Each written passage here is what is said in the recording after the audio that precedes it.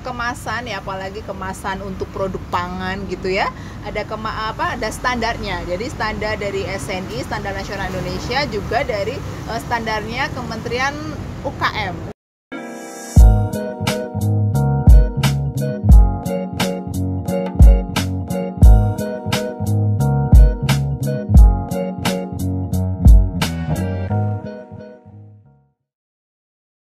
Tentang keamanan pangan ya Mbak ya, berarti kalau misalnya ada pagu atau standar dari kemasan itu sendiri, berarti kan memang sudah ada pertimbangan gitu ya dari yang ahlinya gitu. Kenapa kok kemasannya itu harus begini, harus ada yang primer, ada yang tersier, ada yang sekunder gitu. Nah kalau kita lihat produk-produk kita nih di depan nih sekarang ya, kenapa kok masih ada beredar gitu ya Mbak ya, misalnya yang ujung sebelah sana sih itu ya mungkin tidak, kalau masuk dalam kategori, kalau dalam kategori keamanan pangan tadi mungkin itu jauh ya, bukan tidak bisa gitu ya Mbak ya, tapi jauh dari standar. Nah kenapa sih bisa muncul kemasan-kemasan yang berbeda-beda ini gitu? Oke. Nah jadi gini, kemasan itu menyesuaikan produknya Mbak. Ya, jadi kalau misalnya contohnya ini yang tadi Mbak Tania bilang ya, kemasan ini produsennya punya pertimbangan sendiri. Ya, misalnya pertama dari modalnya.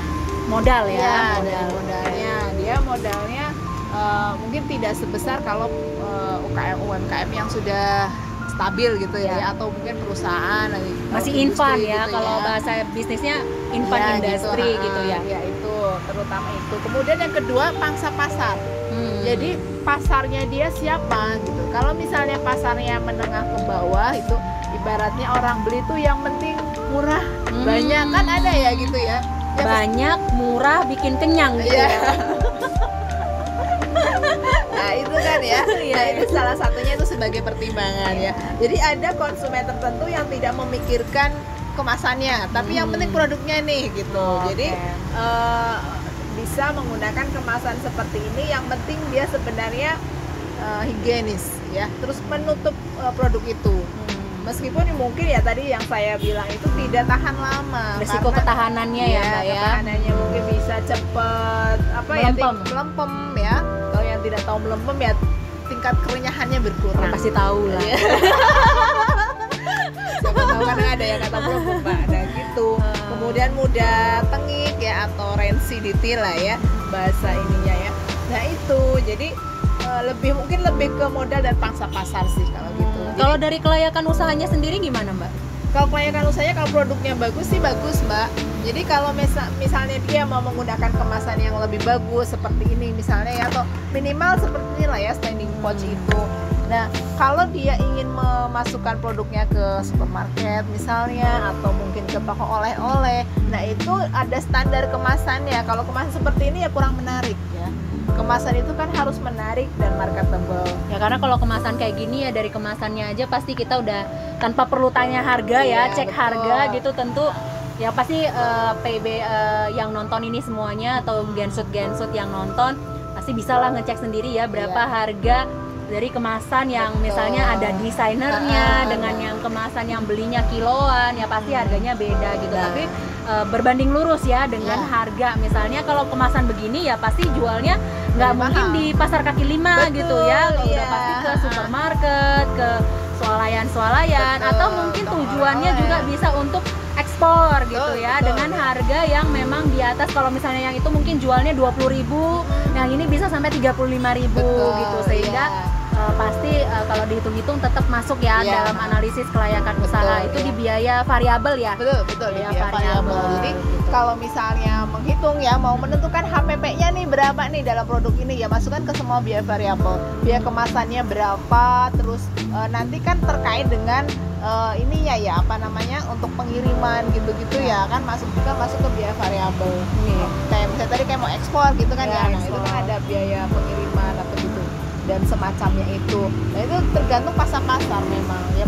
Kalau produsen yang dia jeli ya, dia kalau misalnya tidak menentukan hanya satu pangsa pasar, dia akan membuat dua atau lebih dari dua. Produk sampingan ya, atau apa tuh? Produk pangsa pasarnya. Jadi pangsa pasar. Menengah ke bawah atau menengah ke atas. Kalau memang dia diawali dari menengah ke bawah, misalnya diawali dengan jualan seperti ini gitu ya, dia sebaiknya tidak meninggalkan dari awalnya.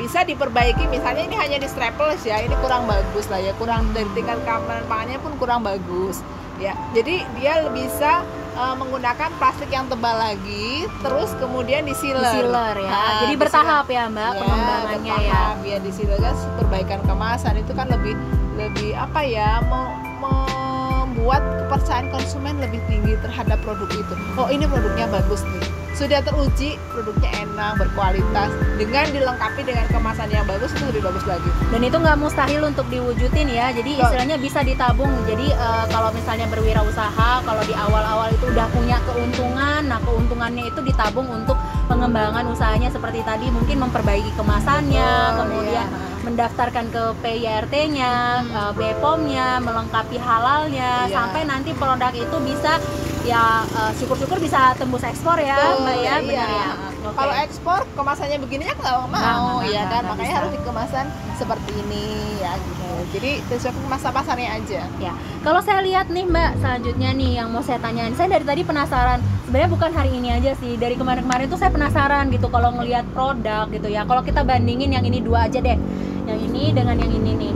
Nah itu ada urutan-urutan susunan dari mulai mereknya, kemudian komposisinya, kemudian di sini ada expirednya, tapi ini kayaknya belum dicontreng deh, jadi nggak tahu juga expirednya kapan ya. Tapi yang ini yang kalau misalnya kita lihat nih ya, ke belakangnya aja ada expired date-nya, kemudian ada komposisi, kemudian dia tulisannya halal. Ada nggak sih Mbak aturan yang misalnya kalau logo halal harus ditampilin di depan kemasan?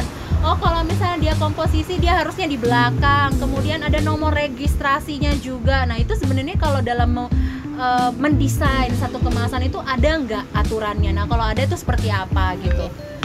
Lebih kepada ini tampilan atau estetika dalam kemasan itu Mbak. Jadi kalau misalnya kayak kode produksi ya, seperti ini ya, kode produksi itu bisa ditaruh di belakang. Jadi informasi utama penting itu lebih baik di depan. Ya, jadi kalau misalnya kayak kode produksi itu atau kode produksi di belakang, kemudian diproduksi oleh siapa. Jadi kalau diproduksi oleh siapa kan produsennya dan alamatnya ya. Nah, kalau dia dititipkan ya, atau sistemnya kayak ada reseller, konsinyasi, dia tidak boleh mencantumkan alamat lengkap dan nomor HP. Harus alamat secara umum, karena nanti kasihan resellernya. Kenapa Mbak? Dan nanti kalau misalnya resellernya punya pasar ya, nah kalau yang konsumennya beli langsung ke dia kan kasihan resellernya. Ya gitu. Terkait dengan kode etik bisnis itu ya Mbak ya. Ya, jadi itu tadi ya, ini karena saya baca produce by, jadi saya masukkan ke itu. Kemudian untuk yang tadi komposisi itu ya boleh ditaruh depan maupun belakang, tergantung estetika dari kemasan itu ya. Tapi pada umumnya ditaruh di belakang ya? Ya, di belakang ya. Yang penting di sini itu tidak berjubel gitu informasinya. Dia bisa disesuaikan mana yang kira-kira estetikanya tuh masuk antara ditaruh depan dan belakang. Informasi utama misalnya kayak neto, kemudian untuk kode halal biasanya di depan. Nah, kemudian untuk komposisi bisa di depan, bisa di belakang. Beratnya juga ya, biasanya tuh di depan umumnya berat ya. Atau netonya di depan. Karena biasanya apalagi ini ya, kalau ibu-ibu ya, kalau bisa dia membandingkan nih netonya sama harganya ya. Nanti kalau ada produk saingannya ya, kompetitornya, nanti mereka bandingin nih. Oh, yang segini harganya sekian, sekian. Beratnya yang mana lebih berat gitu ya. Padahal ibu-ibu sekali ya. Ibu-ibu sekali yang ekonomis gitu ya. Jadi karena prinsip ekonomi gitu ya, jadi dibandingin beda 1 gram aja udah kayaknya pengen pilih yang ini gitu kalau lebih murah ya. Betul. Beda harga 500 rupiah aja dikejar ya. Itu mahal sekali ya. Mahal sekali ya, ya udah. Saya juga soalnya kayak gitu saya. Saya bandingin Iya gitu Mbak. Jadi nggak ada ya, berdasarkan urgensi aja gitu ya. Iya, urgensi, kemudian estetika dalam kemasan itu sendiri. Oke. Gitu. Kemudian kalau untuk perusahaan reseller nih misalnya ya Mbak ya, tentang nutrition fact, ada nggak aturannya bagaimana caranya mencantumkan nutrition fact? Misalnya nih dia mengikut ke perusahaan induk itu udah punya sertifikat, udah punya nomor registrasi, kemudian sudah punya nutrition fact, uji labnya macam-macam dan sebagainya gitu.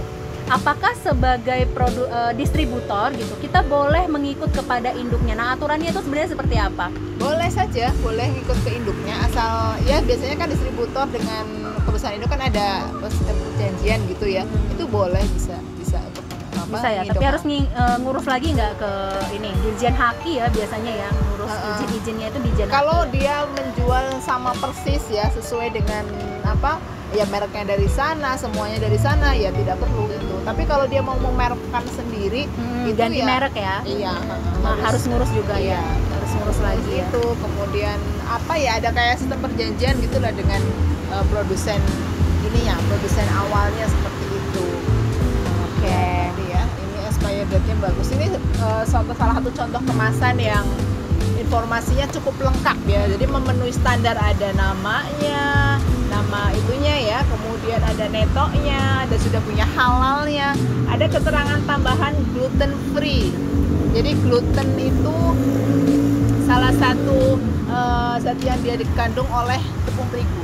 Jadi dia nggak pakai tepung terigu kalau ini, berarti kalau dia gluten free ya. Mungkin dia pakainya tepung mokal. Nah, pertanyaan selanjutnya adalah gimana kalau misalnya makanan ini kan berarti makanan yang olahan yang memang ditujukan tahan lama gitu ya Mbak ya. Kalau misalnya kayak yang di depan kita nih ada apa nih sekarang nih di depan kita nih ada. Kok dianggurin ya? Iya, ada apa nih? Teh kecombrang ya. Kecombrang namanya teh kecombrang lemon. Kecombrang ini salah satu hasil penelitian dari inventor kita, Ibu Ketua LPPM Unsut, Mbak Ibu Prof Rifda. Prof Rifda. Ya. Jadi teh dari bunga kecombrang. Jadi sebenarnya tidak hanya dari bunga kecombrang saja yang bisa dibikin minuman teh gitu ya, dari buahnya pun bisa.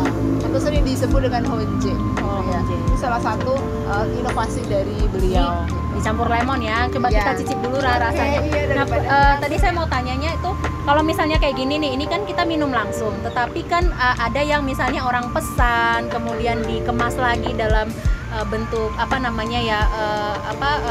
cup itu. Nah, apakah di dalam cup itu juga perlu ada identitas tertentu terkait dengan keamanan pangan dan sebagainya? Ini gimana Mbak? Oh boleh, bisa kalau dia kan pengiriman, berarti ya lebih baik dia disertakan itu informasi di dalam cupnya gitu. Ya, harusnya seperti itu ya. Tapi banyak yang belum melakukan itu, pertimbangannya biasanya apa ya Mbak? Mungkin dia minuman yang cepat hanya sekali minum ya, terus tidak perlu untuk jangka waktu yang pendek kayaknya seperti itu. Jadi biasanya tidak mencantumkan. Tapi kalau mau mencantumkan sebenarnya boleh. Ya? Nah, pertanyaan saya yang terakhir nih Mbak. Semakin bagus kemasannya, biasanya itu akan terurai lebih lama nih di lingkungan gitu. Nah, kalau misalnya rata-rata produsen, ada berapa banyak nih produsen makanan olahan gitu ya, menggunakan plastik yang seperti ini nih, yang susah mengurai. Nah, bagaimana nanti dampaknya terhadap lingkungan? Karena kalau misalnya tadi kan menurut Mbak Yanti ya, semakin bagus kemasannya, semakin aman, semakin berdaya saing, semakin menunjukkan identitas kualitas gitu ya. Nah, kira-kira bagaimana nanti dampaknya ini ke lingkungan? Oke, nah memang di salah satu sisi ada sisi positifnya ya, kemasannya bagus, bisa meningkatkan daya saing dan macam-macam seperti tadi yang disebut oleh Mbak Tani ya. Tapi di sisi lain ya seperti itu, plastik memang dari dulu ya susah atau menjadi kendala yang besar bagi pemerintah dan kita semuanya, karena dia tidak atau susah terurai di dalam tanah. Butuh waktu puluhan tahun, bahkan ada yang jutaan tahun seperti kayak styrofoam itu ya, lebih lama lagi itu. Nah, salah satu solusinya ya kita mendaur ulang plastik itu sendiri, misalnya menjadikan kerajinan itu ya, atau sebagai mungkin bisa diaplikasikan untuk media tanaman itu ya, masih ada kaitannya itu juga, atau menjadi aksesoris lain yang bermanfaat untuk kita. Jadi kembali lagi untuk menjadi produk seperti produk sampingan, misalnya dari misalnya ini brownies, tempe, cookies gitu ya, nanti dia menghasilkan yang itu boleh dikatakanlah limbah gitu ya. Nah itu lebih baik nggak langsung di ini ya. Mungkin ada yang menampung menjadi mungkin bisa dijadikan kalau kalau tas. misalnya bentuknya pot seperti ini bisa dijadikan media tanam. Betul, gitu ya, iya. bercocok tanam untuk misalnya tanaman cabai atau apa yang betul. dia tidak membutuhkan banyak unsur hara. Betul. Sehingga ini kan diameternya kecil gitu, volumenya kecil gitu. Jadi istilahnya disesuaikan saja dengan besaran dari kemasannya gitu ya, ukuran Apalagi kemasannya, kan ini bentuk cantik-cantik kemasannya. ya. Kemasan kayak Ya gini benar. kan cantik-cantik, Bisa juga cantik dijadikan kerajinan untuk tas, belanja. ya bisa. Ya, saya juga pernah lihat Mbak di beberapa media sosial ya, beberapa produk ada juga yang yang dekat dengan kita gitu ya, produk-produk kecantikan atau yang saya lihat sedang dipromosikan ada kopi seduh ya, yang ada cup-cup yang tinggal masuk dengan alat itu justru dari perusahaannya sendiri menjadikan itu sebagai sumber pemasukan lain bagi mereka, atau bisa jadi limbahnya itu mereka olah sendiri menjadi produk sampingannya diindustrikan lagi. Nah, bagi yang mengantarkan limbahnya itu ya dikasih diskon, misalnya satu produk poinnya 1, kalau misalnya mengembalikan kemasan yang lama gitu, satu produk itu dikasih poin 1. Nanti semakin lama mereka semakin rajin mengembalikan limbahnya gitu kan, nanti bisa ditukarkan dengan barang apa, mungkin seperti itu ya Mbak ya. Iya, itu dari perusahaan harusnya seperti itu kebijakan perusahaan. Jadi dulu kan kita sering ya, beberapa perusahaan misalnya tuh kita suka sering kumpulkan 5 bungkus kopi misalnya ya, saset, atau 5 bungkus deterjen itu ya, ke perusahaan nanti akan diundi atau mendapatkan hadiah apa. Nah, itu sebenarnya salah satu solusi strategi untuk juga mengurangi limbah plastik di jadi istilahnya tanggung jawab penggunaan plastik ini sebenarnya bukan hanya di konsumen selaku pengguna atau hanya di produsen selaku penghasil gitu ya, tetapi ya kita juga kan istilahnya sebagai konsumen menghendaki produk dengan kualitas yang lebih baik. Nah, dari produsen menghadirkan kemasan yang seperti ini, berarti kita punya tanggung jawab yang sama untuk bisa mengelola limbah yang kita gunakan. Dengan cara apa? Itu tergantung di kita, tergantung kebutuhan kita, tergantung kreativitas kita. Mungkin seperti itu ya Mbak ya. Jadi cara lain bisa juga menciptakan kemasan yang biodegradable. Jadi yang bisa terurai. Kalau selama ini untuk kemasan seperti ini mungkin dari yang degradable mungkin belum ada ya Mbak. Mungkin penelitian berikutnya nanti ya.